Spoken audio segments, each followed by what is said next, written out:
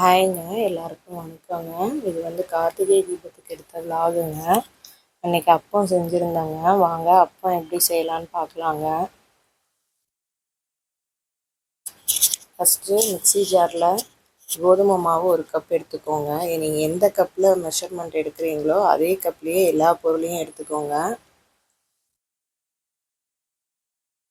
நான் சிம்பிளாக தாங்க செய்கிறேன், ரொம்ப இதெல்லாம் பண்ணி செய்யலைங்க. எனக்கு தெரிஞ்ச மாதிரி சிம்பிளாக செய்கிறேங்க. இப்போ 1 கப்பு கோதுமை மாவுக்கு அதுலேயே வந்து 1/2 கப்பு வந்து அரிசி மாவு எடுத்துக்கோங்க. நான் ரெடிமேட் அரிசி மாவு தாங்க எடுத்திருக்கேன். ஒரு சிலர் அப்போ வந்து பச்சரிசி ஊற வச்சு அரைச்சிலாம் செய்வாங்க, அதெல்லாம் எனக்கு தெரியாதுங்க. வாழைப்பழம் 2 எடுத்துக்கோங்க. நான் மீடியம் சைஸ் இருக்கனால 2 பழம் எடுத்துருக்கேங்க. நீங்கள் என்ன வாழைப்பழம் வேணாலும் எடுத்துக்கலாங்க. இது வந்து பூவாழைன்னு சொல்லுவாங்கன்னு நினைக்கிறேன். அதை கட் பண்ணி ஆட் பண்ணிக்கலாங்க. பாருங்கள், இப்படிலாம் ஒரு சில விஷயம் நடக்க தான் செய்யுது, என்ன பண்ணுறது. நெக்ஸ்ட்டு அதுலேயே வந்து 1 கப் நாட்டு சர்க்கரை எடுத்துக்கோங்க. வெல்லம் காய்ச்சி கரைச்சி கூட சேர்த்துப்பாங்க, நான் ரெடிமேடாக இதே இருக்கனால அதை சேர்த்துக்கிட்டேங்க. அப்புறம் 1/4 டீஸ்பூன் வந்து சமையல் சோடாங்க.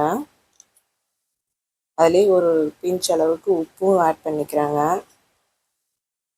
அப்புறம் ஏலக்காய் பவுடருங்க. நான் ரெடிமேடாக ஏலக்காய் பவுடர் எப்போவும் அரைச்சி வச்சுருப்பாங்க, அதனால் அதையும் சேர்த்துக்கிறேன். வாங்க மிக்ஸி ஜாரில் அரைச்சிட்டு வந்துடலாம். அரைச்சிட்டேங்க. இப்போ கன்சிஸ்டன்சி பாருங்கள் எப்படி இருக்குன்னு. எடுத்தால் இந்த மாதிரி வில்லணுங்க. இல்லை உங்களுக்கு ரொம்ப கெட்டியாக இருக்க மாதிரி இருக்குது அப்படின்னா கொஞ்சம் தண்ணி கூட சேர்த்திக்கலாங்க. வாங்க ஒரு பாத்திரத்தில் ட்ரான்ஸ்ஃபர் பண்ணிக்கலாம்.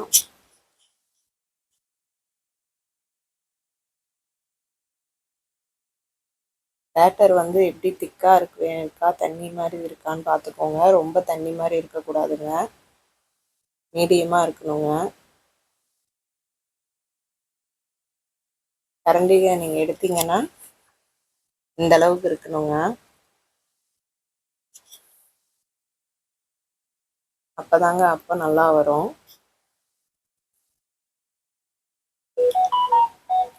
வாங்க இப்போ கடாயில் எண்ணெய் வச்சு ஆல்ரெடி நான் சூடு பண்ணி வச்சிட்டேங்க. நான் கம்மியாக தாங்க மாவு அரைச்சிருக்கேன், அதனால் நான் சிங்கிளாக ஊற்றி எடுத்துக்கலான்ட்டு இருக்கேங்க.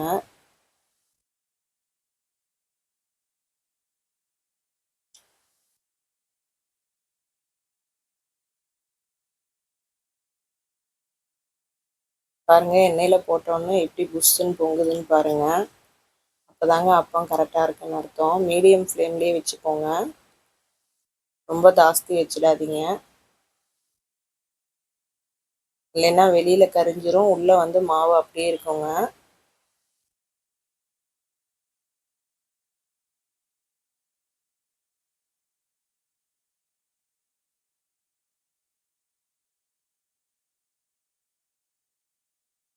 இப்போ திருப்பி போட்டுக்கோங்க.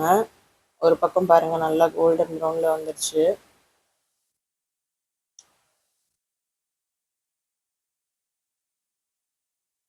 சிம்மு மீடியம் ஃப்ளேமுன்னு மாற்றி வச்சுக்கோங்க.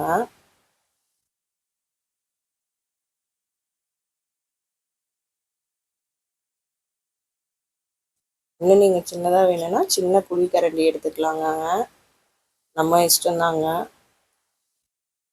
நான் என்னோடது வந்து கொஞ்சம் குழிக்கரண்டி பெருசுனால இந்த சைஸில் இருக்குங்க. நல்லா பந்து மாதிரி எப்படி வந்திருக்கு பாருங்கள், உப்பி நல்லா இருக்கு இல்லைங்களா.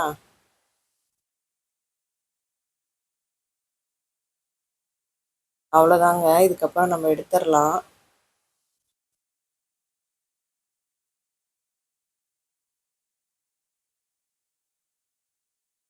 ஆயிலெலாம் நல்லா வெளியில் எடுத்து விட்டுட்டு எடுத்துடலாங்க.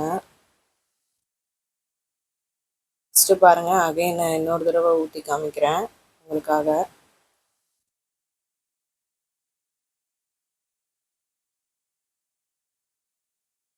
இங்கே நிறையா மாவு இருக்குது அப்படின்னா பெரிய பேனில் கூட வச்சு ஆயில் நிறையா ஊற்றி ஒரே டைம் எடுத்துடலாங்க.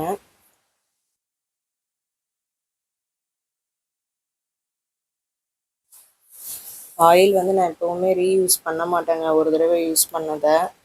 அன்னைக்கே இந்த ஆயிலை முடிச்சிருவாங்க மற்ற எதுக்காவது யூஸ் பண்ணி. ஸோ அதனால் நான் ஒன்று ஒன்றாவே பிடிச்சி எடுத்துக்கிறேங்க.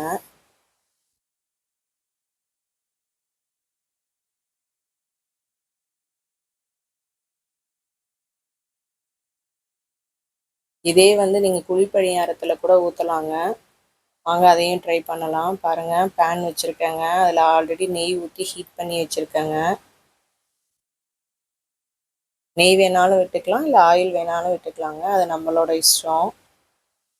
சரி, அது ஆயிலில் அப்பம் பொரிச்சனால இது வந்து நான் நெய் ஊற்றி பணியாரம் சுட்டு பார்க்கலான்னு நெய் ஊற்றிருக்கேங்க.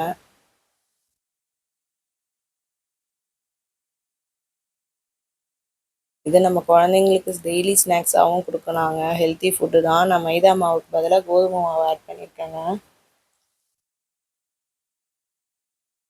தீபத்துக்குன்னு இல்லைங்க, யூஸ்வலாகவே வீட்டில் பழம் வந்து கனிஞ்சிருச்சு, வாழைப்பழம் மீதி ஆயிடுச்சுன்னா இந்த மாதிரி நான் செஞ்சு கொடுப்பேங்க.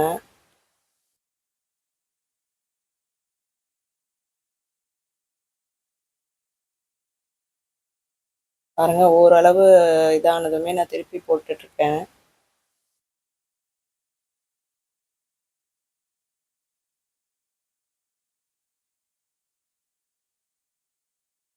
கத்தியில் தாங்க யூஸ் பண்ணிகிட்ருக்கேன். அந்த குழி பணியார கம்பியெல்லாம் எங்கே இருக்குதுன்னு தெரிலங்க.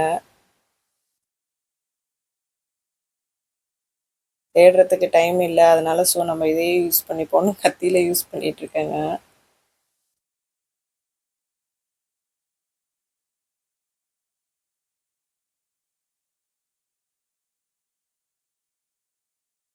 ரெண்டு பக்கமும் நல்லா கொஞ்சம் கோல்டன் ப்ரௌனில் வர வரையும் சிம்மிலே வச்சு வேக வச்சு எடுத்துக்கோங்க. இல்லைனா உள்ள மாவு அப்படியே இருக்குங்க. நெய் கொஞ்சம் ஆட் பண்ணிக்கலாங்க, அப்போ தான் டேஸ்ட்டாக இருக்கும்.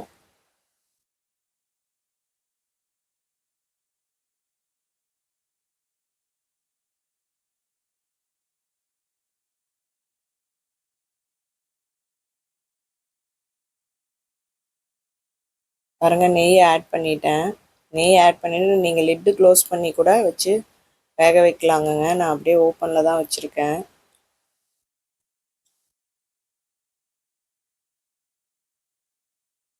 ஏதோ எனக்கு தெரிஞ்ச மாதிரி நான் சொல்லி கொடுத்துருக்கேங்க. பிடிச்சிருந்தா லைக் பண்ணுங்கள், ஷேர் பண்ணுங்கள், சப்ஸ்கிரைப் பண்ணுங்கள்.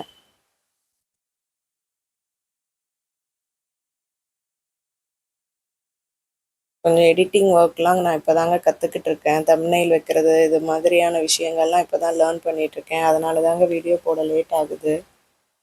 பாருங்கள், கோல்டன் ப்ரௌன் கலரில் நல்லா சூப்பராக வந்துருச்சுங்க. அவ்வளோதாங்க, இப்போ எடுத்துடலாங்க. பாருங்கள், அப்பமும் ரெடி, பணியாரக்கல்ல ஊற்றுனதும் ரெடிங்க. என் பையன் அதை என்ன சொல்கிறான்னு கேளுங்களேன். வாங்க, நெக்ஸ்ட்டு வீடு இதெல்லாம் அலங்காரம் பண்ணி பூவெல்லாம் வச்சு எல்லாம் ரெடி பண்ணிட்டேங்க. விளக்கும் ஏற்றியாச்சு.